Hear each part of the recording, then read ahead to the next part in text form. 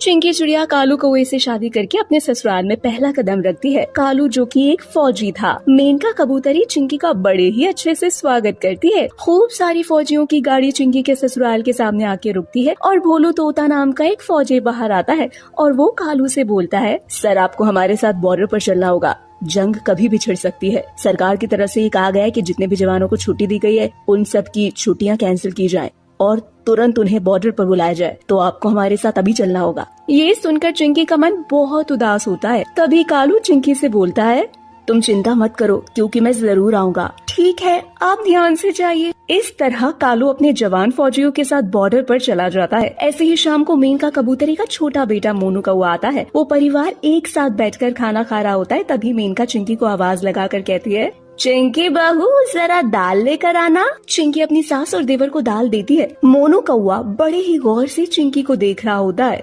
मेनका कबूतरी अपने बेटे मोनू को देखती है जो कि एक नंबर का बिगड़ा हुआ अय्याश था। तभी मेनका चिंकी से बोलती है, दाल दे दिया ना, अब जाओ यहाँ से, घर के बाकी काम करो, यहाँ पर खड़े होकर हमारी शक्ल मत देखो। चिंकी वहाँ से चली जाती है और घर का बाकी काम करने लगती है। ऐसे ही कुछ दिन बीत जाते हैं और एक दिन चिंकी अपनी कमरे में बैठी होती है और कमरे का दरवाजा खुला हुआ होता है। तभी मेनका वहाँ आती है और बोलती है, तुम्हें लाज शर्म है या नहीं? अपने कमरे में बैठी हो तो दरवाजा बंद कर देना चाहिए ना तुम्हें।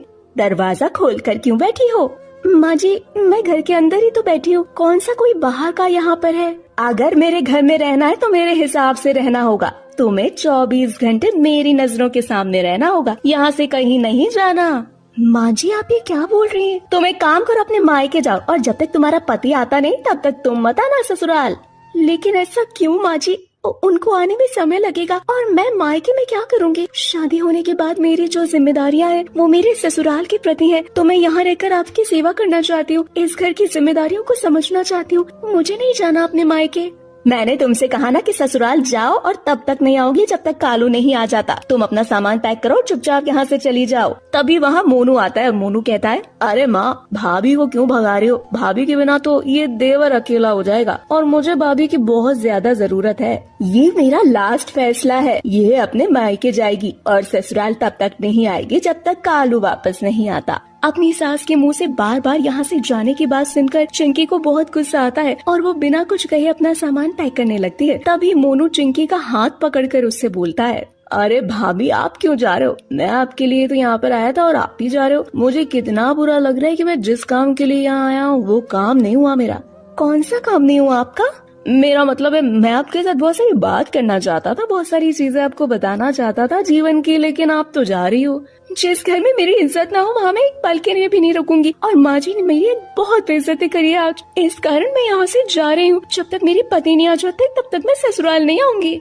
चलो अच्छा है, तुझे समझ में आ गया, अब जा यहाँ से। कालू आएगा तुझे पता चल जाएगा और मैं खुद कालू को भेज दूंगी तुझे लेने। चिंकी अपना सामान पैक करके वहाँ से चली जाती है। ऐसे ही कुछ दिन बीत जाते हैं। जब ये बात चिंकी के माता पिता को लगती है, आपसी रिश्ते में मनमुटाव हो जाता है। कुछ समय बाद कालू बॉर्डर पर से वापस आ रहा होता है। वो घर आकर चिंकी को ढूंढता है लेकिन चिंकी उसे कहीं नजर नहीं आती। तभी वो अपनी माँ से बोलता है, माँ, चिंकी कहाँ है? मेनका कालू को सारी बात बताती है। तभी कालू बोलता है, तो आपने उसे घर से क्यों निकाल दिया माँ? तो क्या करती चिंकी, मेरे घर की इज्जत है। मेरे घर की इज्जत अपने ही घर में बेइज्जत हो जाए। तेरे जाने के बाद मोनू यहाँ आया था और तुझे तो पता है मोनू कैसा है। मोनू की नजरें जब चिंकी पर पड़ी तभी मैं समझ गई थी कि मोनू के मन में कुछ गलत चल रहा है और इसी डर के कारण मैंने चिंकी को उसके मायके भेज दिया और उससे बोला कि वो तब तक यहाँ नहीं आएगी जब तक कालू तुझे लेने नहीं आता। कालू गुस्से से मोनू को घर के बाहर निकाल देता है हमेशा के लिए और चिंकी को लेने उसके मायके जाता है। वहाँ जाने के बाद चिंकी को वो सारी बातें बताता है, जिसके बाद चिंकी को खुद पर बहुत शर्मिंदगी महसूस होती है और वो अपने ससुराल आने के बाद अपनी सास मेनका से बोलती है, माँ जी, मुझे माफ कर देना, आप मेरे लिए इतना सब कुछ सोच रहे थे और मैं आपको इतना भला बुरा बोलकर वहाँ से चली गई, मुझे माफ कर देना माँ जी। इस तरह चिंकी अपने ससुराल वापस आ जाती है और हंसी खुशी उसका जीवन अपने ससुराल में बीतता है।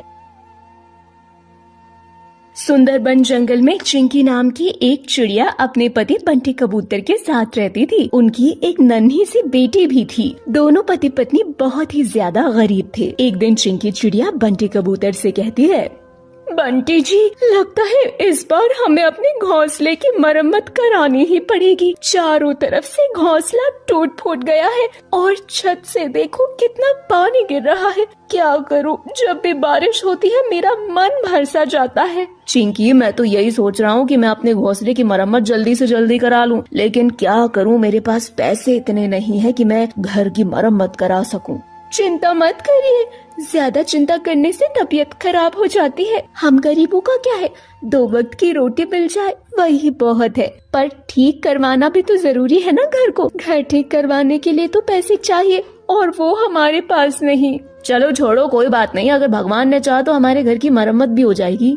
वो दोनों रोज अपने टूटे फूटे घर की मरम्मत करवाने की बातें किया करते थे, लेकिन वो इतने पैसे जुटा नहीं पा रहे थे जिससे वो अपने घोंसले की मरम्मत करवा सकें। अचानक एक दिन बारिश होने लगती है। तब चिंकी चिड़िया रोते हुए बंटी कबूतर से कहती है, बंटी देखो कितनी जोर से बारिश हो रही है, मुझको तो बहुत डर लग रहा है। हमारे इस घोंसले में कहीं कोई अनहोनी ना हो जाए। और हमारी बेटी भी बार बार कैसे रोए जा रही है, देखो कैसे बिजली चमक रही है, चारों तरफ कैसे तूफान आ रहा है। चिंकी तुम चिंता मत करो, जरूरी सामान सारा बांध लो और चलो भाई के घर चलते हैं। उनका घर पक्का है, बारिश रुकने तक हम वहीं पर रुक जाएंगे। हाँ जी, आप तो बिल्कुल सही बात कह रहे हैं, हमें भैया के घर आना ही पड़ेगा, यहाँ रहने से तो अच्छा है। बेटी चल ताऊ जी के घर चलते हैं। चिंकी चिड़िया सारा सामान बांध लेती है और बंटी कबूतर चिंकी चिड़िया और अपनी बेटी को लेकर अपने भाई के घर जाता है और दरवाजा जोर जोर से पीटने लगता है। भैया दरवाजा खोलिए, हम लोगों पर बहुत ही भारी मुसीबत आन पड़ी है। बंटी कबूतर का भाई कालू कौवा आते हुए कहता है, अरे इतनी बारिश में कम वक्त का हमारा कौन आ गया है, आ रहा हूँ, थोड़ा सब्र तो रखो। क्यों बार बार दरवाजा पीटे जा रहे हो, दरवाजा तोड़ दोगे क्या? अरे बंटी, इतनी रात को तुम यहाँ पर कैसे, और ये क्या, तुम्हारे साथ तुम्हारी पत्नी और बच्ची भी है?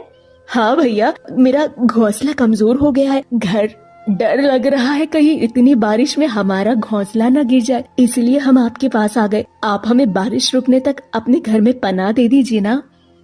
बंटी ये तुम क्या कह रहे हो, अगर मेरी पत्नी को ये बात पता चल गई तो मेरी जान ही खा जाएगी। नहीं नहीं, बिल्कुल भी नहीं, मैं तुम्हें अपने घर में 1 सेकंड भी रुकने के लिए जगह नहीं दे सकता, तुम कहीं और जाकर दूसरा घर देखो। कालू कौवे की बात सुनकर चिंकी चिड़िया रोते हुए कहती है, भैया ये आप क्या कह रहे हैं, आप तो हमारे अपने हैं, ज्यादा दिन नहीं, बस बारिश रुकने तक आप हमें आसरा दे दीजिए, आपकी बहुत मेहरबानी होगी। नहीं नहीं, मैं तुम्हारी कोई मदद नहीं कर सकता, तुम यहाँ से जा सकते हो। इतना बोलकर कालू कौवा अपने घर का दरवाजा बंद कर देता है। हे भगवान, ये तो हमारी कैसी परीक्षा ले रहा है, हमारे अपने ही ऐसी मुश्किल घड़ी में हमसे मुंह मोड़ रहे हैं। भगवान जी, हम जैसे गरीबों पर तरस खाकर ही बारिश रोक दीजिए। शायद भगवान ने इन जैसे गरीबों की सुन ली थी, इसीलिए कुछ देर बाद बारिश रुक जाती है और वो अपने घर वापस लौटने लगते हैं। तभी उनको रास्ते में एक धनवान चिड़िया जो रास्ते में उदास बैठी होती है, वो दोनों उस चिड़िया को देखकर वहाँ से रुक जाते हैं और चिंकी चिड़िया उस चिड़िया से पूछती है, क्या हुआ तुम्हें, तुम यहाँ इतनी उदास क्यों बैठी हो, नाम क्या है तुम्हारा? मेरा नाम टुनटुनी है। अब मैं आपको क्या बताऊँ, मेरा हवाई मोटर कीचड़ में खराब हो गया। अगर मुझको एक रात के लिए कहीं आसरा मिल जाता तो मैं कल ही अपने नौकर को बुलाकर अपनी हवाई मोटर ठीक करवा लेती और अपने घर वापस मैं चली जाऊँ। टुनटुनी, अगर ऐसी बात है तो आप हमारे घर चलो, लेकिन हमारा घर टूटा फूटा है, अगर आपको ठीक लगे तो आप एक रात हमारे घर में गुजार लीजिएगा।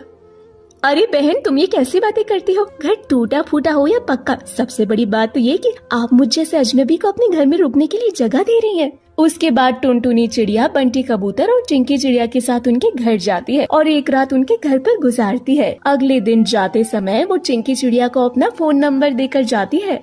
ये लो मेरा फोन नंबर, आप जैसे ईमानदार पक्षी बहुत कम देखने को मिलते हैं, मेरे पिताजी की बहुत बड़ी फैक्ट्री है, तुम अपने पति को मेरे पिताजी की फैक्ट्री में काम करने के लिए भेज देना। इस पर्चे पर मेरे घर का पता भी लिखा है, मैं आज ही घर जाकर अपने पिताजी को इनके काम की बात करूंगी। टुनटुनी चिड़िया की बात सुनकर चिंकी चिड़िया बहुत खुश होती है और कुछ ही दिनों के अंदर वो बंटी कबूतर को टुनटुनी चिड़िया के पिताजी की फैक्ट्री में काम करने के लिए भेज देती है। शहर में बंटी कबूतर की नौकरी लग जाती है और उसको रहने के लिए एक अलग से फ्लैट भी मिल जाता है। जब ये खबर चिंकी चिड़िया को लगती है तो वो अपनी बेटी को लेकर उसी फ्लैट में रहने के लिए आ जाती है और सभी एक साथ मिलकर हंसी खुशी रहने लगते हैं। दोस्तों, ये थी हमारी आज की कहानी। दोस्तों, क्या आपको पता है अपने घर लौटते समय बंटी कबूतर और चिंकी चिड़िया की मुलाकात किससे होती है? अगर आपको पता है तो आप अपना आंसर हमें कमेंट सेक्शन में कमेंट करके जरूर बताएं। साथ ही वीडियो पसंद आई हो तो वीडियो को लाइक जरूर करें और मेरे चैनल को सब्सक्राइब करना बिल्कुल भी ना भूलें। सुंदरबन जंगल में चिंकी नाम की एक चिड़िया अपने पति बंटी कबूतर के साथ रहती थी। उनकी एक नन्ही सी बेटी भी थी। दोनों पति पत्नी बहुत ही ज्यादा गरीब थे।